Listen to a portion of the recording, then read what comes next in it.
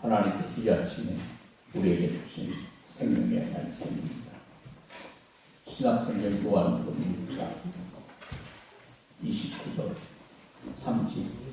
34절까지의 말씀입니다.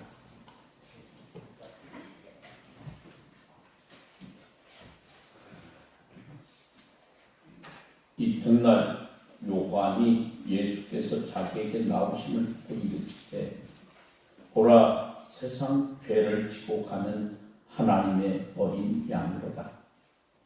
내가 전에 말하기를 내 뒤에 오는 사람이 있는데 나보다 앞선 것은 그가 나보다 먼저 계심이라 한 것이 이 사람을 가리킴이라. 나도 그를 알지 못하였으나 내가 와서 물러 세례를 베푸는 것은 그를 이스라엘에 나타내려 함이라 하니라. 요한이 또 증언하여 이르되 내가 봄에 성령이 비둘기같이 하늘로부터 내려와서 그의 위에 머물렀더라. 나도 그를 알지 못하였으나 나를 보내어 물러 세례를 베풀라 하신 그이가 나에게 말씀하시되 성령이 내려서 누구 위에든지 머무는 것을 보거든 그가 곧 성령으로 세례를 베푸는 이인 줄 알라 하셨기에 내가 보고 그가 하나님의 아들이심을 증언하였노라 하니라. 아멘. 살아계신 하나님의 말씀입니다.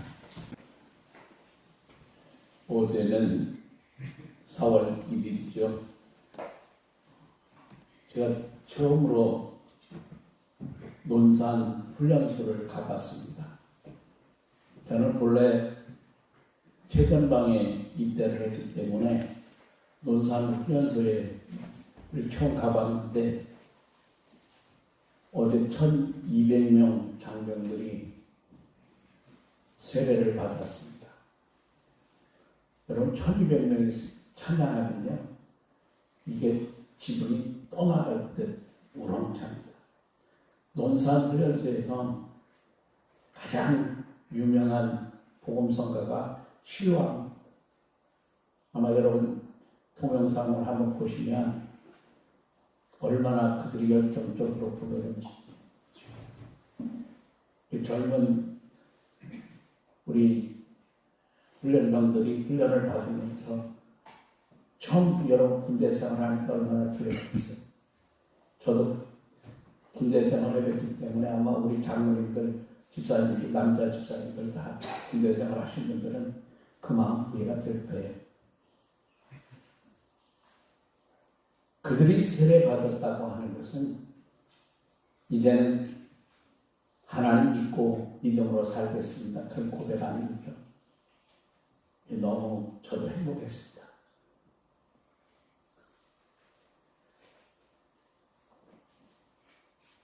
힘들고 어려울 때 우리가 누구에게 기도할 수 있다고 하는 것. 세상은요, 힘 안 든 일이 없어요. 누구나 고난이 닥칠 수 있습니다. 그때 우리에게 십자가의 은혜가 있다고 하신 것이 얼마나 놀랍고 귀한 일인지 몰랍니다. 여러분, 덴마크 국기를 아십니까?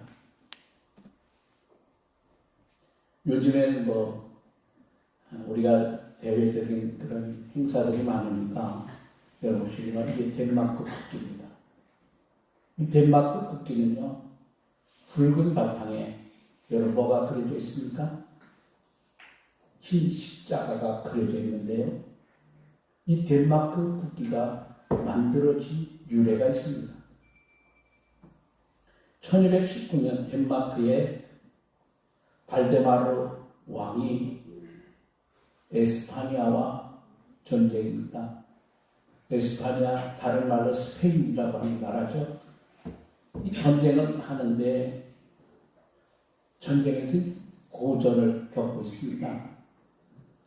여러분 생각해보세요. 전쟁으로 인하여 마음이 불안한 발데르 왕은 하나님 앞에 기도합니다. 하나님 전쟁은 하나님께 속한 것인지 이 전쟁을 하나님께 맡깁니다. 기도하는 가운데요, 갑자기 하늘에 십자가가 보입니다.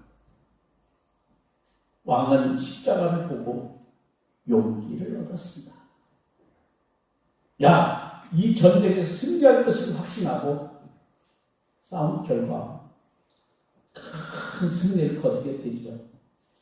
그 후에 이 왕은 전쟁 때마다 이 붉은 바탕에 흰 십자가를 그린 국기를 앞세고 나갈 때마다 전쟁에서 승리했다는 이야기예요.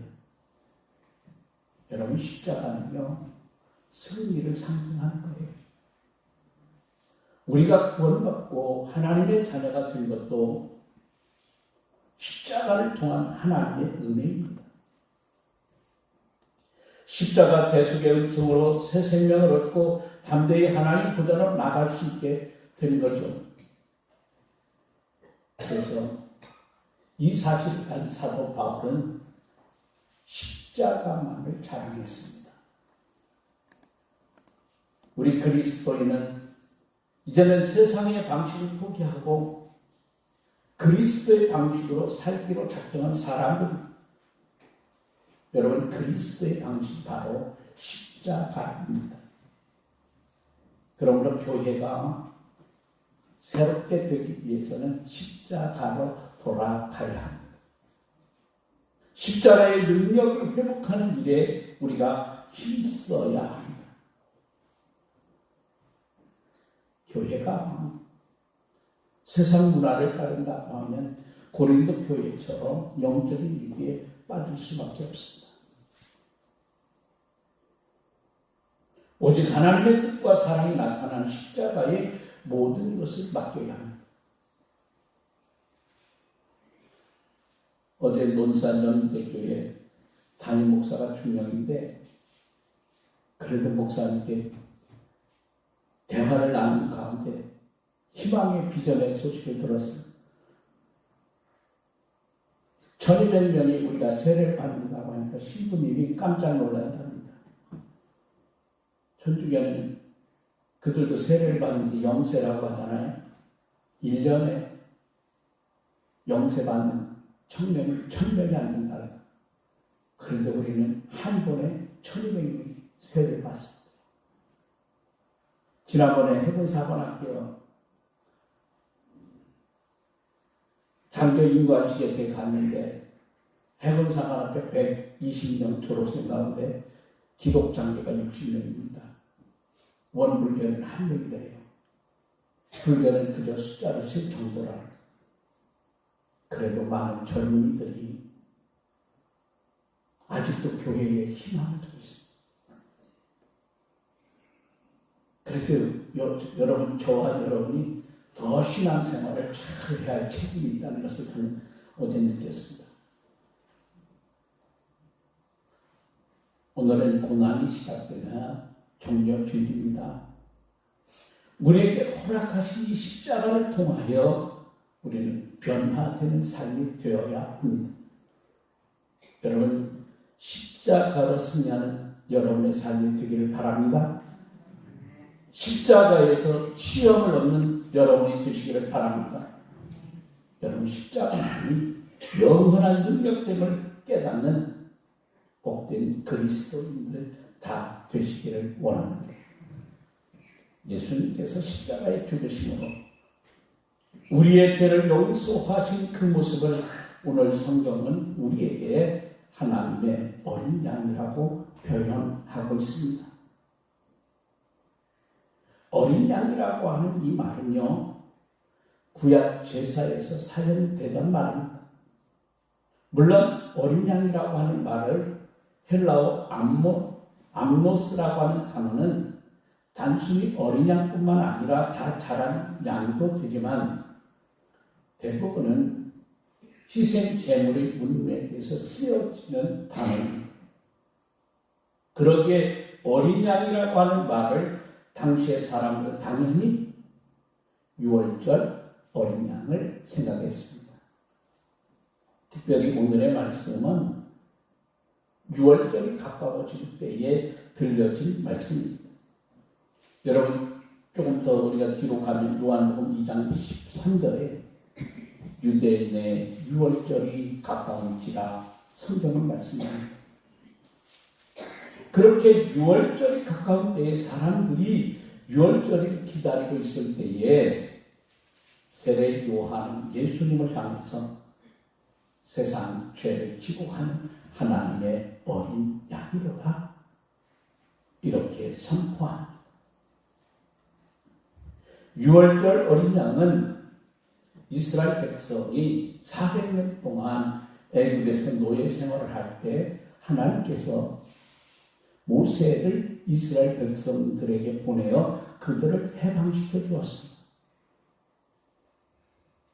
이스라엘 백성을 풀어주지 않으려고 안간힘을 쓰고 있는 바로와 애굽에 하나님은 10가지 재앙을 내리셔서 결국에는 이 바로 왕이 두 손 들고 항복합니다. 여러분, 바로가 항복한 결정적인 사건이 바로 이 유월절 사건입니다. 하나님께서는 이스라엘 백성들에게 앞뒤월 10일 각 가정에서 어린 양을 선택하여 그 어린 양을 14일까지 보관하고 있다가 그날 14일 저녁에 그 양을 잡아야 합니다. 잡은 어린 양의 피는 이스라엘 백성들이 거주하는 집의 좌우 문설주와 인방에 바르고 고기는 불에 구워 무교변과 쓴나물과 함께 먹습니다. 이 집에 바른 그 어린 양의 피를 보고 애굽 전역에 내린 죽음의 재앙을 하나님은 내리시지 않겠다는 거예요. 하나님께서 이렇게 말씀하십니다. 내가 애굽 땅을 칠 때에 그 피가 너희가 사는 집에 있어서 너희를 너희를 위하여 표적이 될지라. 내가 피를 볼 때에 너희를 넘어가는 재앙이 너희에게 내려 멸하지 아니하리라. 그렇게 해서 어린 양의 피를 집 좌우 문설주와 인방에 바른 이스라엘 백성 집에는요 재앙이 내리지 않았고 나머지 애굽 집에는 장자가 죽는 큰 재앙이 내렸습니다. 이에 바로는 항복을 했고 이스라엘 백성들은 그 지긋지긋한 400년이 넘는 애굽의 종살이에서 탈출해서 그들이 출애굽할 수가 있었습니다. 여러분, 이것이 바로 유월절 어린 양입니다. 재앙을 멈추게 한 것은 어린 양의 피였습니다. 이스라엘을 구원하는 것 역시 어린 양의 피입니다. 그래서 세례 요한은 우리 예수님을 가리켜 보라, 세상 죄를 지고 가는 어린 양이로다, 하나님의 어린 양이로다. 세례 요한이 소리칩니다. 세례 요한도요 처음에는 예수님이 하나님의 어린 양이라고 하는 사실을 알지 못했습니다. 세례 요한과 예수님과 가까운 친척인데 예수님이 하나님께서 이 세상을 죄에서 구원하기 위하여 이 세상에 보내신 하나님의 어린 양이라고 하는 것을 자신도 알지 못했다는 거예요. 그래서 오늘 성경에 보면 여러분 31절, 33절 두 곳에 보면 나도 그를 알지 못하였으나 라고 하는 말이 여러분 31절, 30절 두 번에 반복되어 나온 것을 우리가 발견할 수 있습니다. 물론요 세례 요한도 예수님의 보통뿐이 아니라고 하는 것 알았습니다. 그래서 예수님께서 자신에게 세례를 받으러 오실 때에 내가 당신에게서 세례를 받아야 할 터인데 당신이 어찌 내게로 오시나이까? 하고 물어봅니다. 그러나 예수님이 하나님의 아들 그리고 세상 죄를 지고 가는 하나님의 어린 양이라고 하는 사실은 알지 못했습니다. 그래서 오늘 본문은 나도 그를 알지 못하였으나 라고 말씀하신 이유가 바로 거기에 있습니다. 예수님에 대해서 정확하게 알지 못했습니다. 그러나 세례 요한이 예수님께 세례를 베풀 때에 성령께서 예수님이 어떤 분이신지를 분명하게 가르쳐 주었습니다. 세상 죄를 지고 가는 하나님의 어린 양이라 이렇게 말합니다. 예수님께서 세상 죄를 지고 가는 하나님의 어린 양이라고 하는 말씀은 우리 예수님께서 공생애를 시작하시면서부터 이미 십자가의 길을 시작하였다고 하는 것을 말씀합니다. 여러분, 어린 양은요, 죽어야 합니다. 죽어서 피를 흘려야 죄를 씻을 수 있습니다. 6월절 어린 양 짚고 그 피를 집 좌우 문설주와 인방에 발라야 이스라엘 백성의 집에는 재앙이 내리지를 않습니다. 어린 양은 죽어야 다른 누군가를 살립니다. 예수님을 세상 죄를 지고 가는 하나님의 어린 양이라고 말씀한 이유가 바로 거기에 있습니다. 예수님은 세례를 받으시고 공생애를 시작하시면서부터 죽음의 길을 가셨습니다. 사실 예수님은요, 죽으실 수 없는 분입니다. 오늘 본문의 표현을 통해서 우리가 그 말씀을 보면 그것을 우리가 충분히 알 수 있습니다. 세례 요한은 오늘 본문을 통해서 예수님이 누구신지를 우리들에게 가르쳐주고 있습니다. 여러분 30절 보세요. 내가 전에 말하기를 내 뒤에 오는 사람이 있는데 나보다 앞선 것은 그가 나보다 먼저 계시리라 한 것이 이 사람을 가리키리라. 예수님을 가리켜 나보다 앞선 분, 나보다 먼저 계신 분이라고 세례 요한은 말씀합니다. 여러분 32절에는 성령께서 그 위에 머물러 계신다 말씀하시고 33절에는 성령으로 세례를 베푸시는 분이라 말씀하십니다.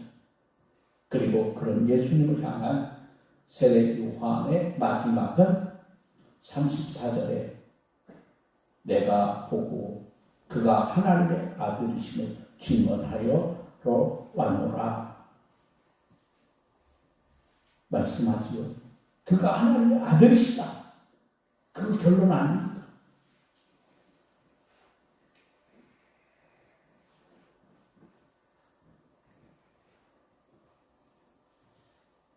하나님께서 천사를 통해 예수님의 잉태를 아버지 요셉에게 알리면서 이렇게 말씀하십니다. 아들을 낳으니 이름을 예수라 하라. 이는 그가 자기 백성을 그들의 죄에서 구원할 자신이니라. 여러분, 자기 백성을 죄에서 구원하는 방법이 무엇일까요? 바로 십자가에서 죽으심이었습니다. 예수님은 인간의 몸으로 태어나시기 위해서 잉태되는 순간부터 십자가의 죽음의 길을 가시도록 계획되어 있었던 분이십니다. 그것이 바로 우리를 죄에서 구원하시기 위한 하나님의 계획이었기 때문입니다. 우리는 하나님의 아들이신 예수님께서 세상 죄를 지고 가는 하나님의 어린 양이 되셔서 우리를 죄에서 구원하기 위해 십자가의 길을 가고 계심을 믿음으로 바라보며 사는 절기에 있습니다. 그래서 여러분 사순절은요, 십자가의 길을 가는 믿음을 회복하는 시간이기도 합니다. 하나님의 어린 양이신 주님께서 십자가를 통해서 하나님의 뜻인 구원을 완성하듯이 오늘 우리를 향한 하나님의 뜻을 이루는 방법은 우리도 그 십자가의 길을 가야 합니다. 여러분, 십자가는요, 죽음으로 끝나는 것이 아니라 부활로 승리합니다. 십자가는 여러분 패배가 아니라 승리. 여러분, 십자가는 실패가 아니라 하나님의 뜻을 이루는 성공입니다. 십자가는 모욕이 아니라 영광. 여러분, 십자가는 고통이 아니라 은총의 기쁨입니다. 십자가는 절망이 아니라 최후의 우리의 희망. 십자가는 어둠이 아니라 광명입니다. 여러분, 주님은 십자가로 승리하셨습니다. 주님은 십자가로 하나님의 뜻을 이루셨습니다. 주님은 십자가로 사랑을 완성하셨습니다. 우리도 그 주님의 십자가를 바라보며 사십시오. 그 주님의 길을, 여러분, 그 주님의 길을 따라 사십시오. 이번 고난 주간에 우리는 공포에 쌓인 세상을 바라보지 말고 믿음의 주여 온전하게 하시는 예수님만 여러분 바라보는 한 주가 되기를 원합니다. 여러분, 세상이 힘겨울수록, 여러분이 살아가면서 더욱 힘들수록 그때마다 십자가를 바라보며 나아가야 합니다. 여러분, 세상이 두려울수록 더욱 십자가의 주님을 그 손 붙잡고 꼭 붙잡고 우리는 나아가야 합니다. 우리를 죄에서 구원하시기 위해 세상 때를 짊어지신 하나님의 어린 양으로 이 땅에 오신 우리 주님을 여러분이 더 깊이 묵상하시고 주님을 따라가는 믿음으로 여러분 사십시오. 그러면 우리 모두에게도 승리가 주어집니다. 십자가를 통해 하늘의 기쁨을 맛보는 날이 반드시 우리들에게 올 줄로 믿습니다. 주의 사랑과 은혜와 축복이 사랑하는 성도 여러분과 언제나 함께 하시기를 원합니다. 하나님은 여러분을 진심으로 사랑하십니다. 하나님은 여러분을 십자가의 사랑으로 사랑하십니다. 기도하겠습니다. 하나님의 어린 양의 피를 좌우 문설주에 바르고 인방에 바를 때 이스라엘 백성들에게는 죽음이 뛰어넘고 생명의 구원의 역사를 이루셨습니다. 성경은 예수 그리스도를 하나님의 어린 양이라고 말씀하십니다. 우리에게 믿음을 주셨고 그 어린 양의 십자가를 믿음으로 우리에게 승리의 기쁨을 주셨고 부활의 은혜를 우리에게 허락해 주셨습니다. 하나님 아버지, 세상을 살다 보면 힘들고 어렵고 고단해서 피곤하고 말로가 표현할 수 없는 어려움에 빠질 수도 있습니다. 그때마다 우리는 눈을 들어 주님의 십자가를 바라보며 나아가길 원합니다. 십자가 보혈의 능력을 체험하는 사랑하는 성도들이 되길 원합니다.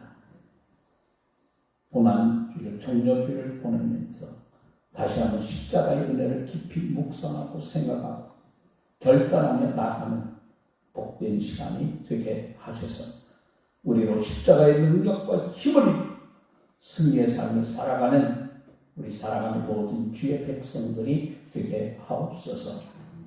우리를 사랑하신 예수 그리스도 이름으로 기도합니다. 아멘.